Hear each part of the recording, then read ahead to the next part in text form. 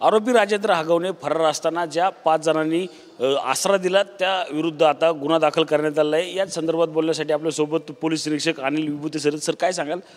5 जण जे आहेत त्यांनी त्याला आसरा दिला होता, त्यांच्यावर गुन्हा दाखल केला नाही, कुठल्या कलमांतर्गत त्यांच्यावर जो आहे तो गुन्हा दाखल करण्यात आला आहे? हगवणे प्रकरणात सुशील हगवणे आणि राजेंद्र हगवणे हे गुन्हा दाखल झाल्यानंतर फरार झालेले होते। ते फरार कालावधीत त्यांना ज्या ज्या लोकांनी आश्रय दिला त्याचा तपास चालू होता। त्या अशा पद्धतीने त्यांना पवना, वडगाव, कोल्हापूर, सातारा या ठिकाणी ज्यांनी ज्यांनी आश्रय दिलेला आहे अशा लोकांना तपासकामी बोलवण्यात आलेलं होतं। त्यांना ही गुन्ह्याची फॅक्ट माहीत असताना, आरोपीची माहिती पोलिसांना देणं बंधनकारक असताना त्याने आश्रय दिला। यासाठी याच्यात एकूण 5 आरोपींना काल ताब्यात घेण्यात आलेलं आहे। आज त्याला कोर्टात प्रोड्यूस करणार आहोत आणि याच्यात या कटात वगैरे त्यांचा अजून काही सहभाग आहे का याच्या बाबतीत अधिकचा तपास करणार आहोत। त्यामध्ये सर आपण एक 5 जणांमध्ये एक नाव जर प्रामुख्याने पाहिलं तर त्यामध्ये एक माजी मंत्र्याचा, म्हणजे कर्नाटक राज्याचा माजी मंत्री, त्याचा मुलगा, त्याचा त्यामध्ये काय रोल येतोय नक्की?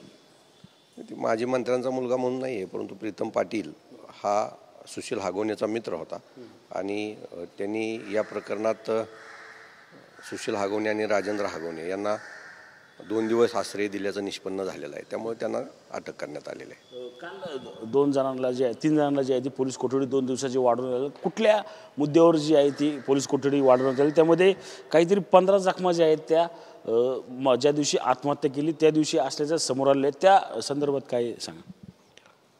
काल 3 आरोपींचा पोलीस कस्टडी रिमांड संपत होता। परत न्यायालयात वाढीव पोलीस कस्टडीसाठी अहवाल सादर केला। त्याच्यात PM नोट्स प्राप्त झालेल्या आहेत। PM नोट्समध्ये मैताच्या अंगावर असणाऱ्या जे जखमा आहेत या जखमांचा कालावधी पाहता मृत्यू होण्यापूर्वी देखील काय मारहाण झाली आहे का याबाबत अधिक तपास करणं आवश्यक असल्याकारणाने न्यायालयाकडून पोलीस कस्टडी वाढवून घेतलेली आहे आणि न्यायालयाने त्यांची 28 पर्यंत पोलीस कस्टडी दिलेली आहे। ज्या दिवशी ही घटना झाली त्या दिवशीच्या 24 तासात 15 जखमा झाल्याचं देखील समोर येते। हो, त्या जखमा आपल्याला मारहाण झालेली आहे आणि त्याचा तपास चालू आहे। निलेश चव्हाणचं अद्यापही अटक करण्यात आलं नाही, कुठपर्यंत त्याचं स्टेटस आहे?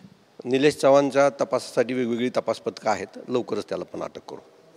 नक्कीच निलेश चव्हाण देखील लवकर अटक होईल। त्यानंतर अनेक ज्या बाबी ज्या आहेत त्या समोर येतील।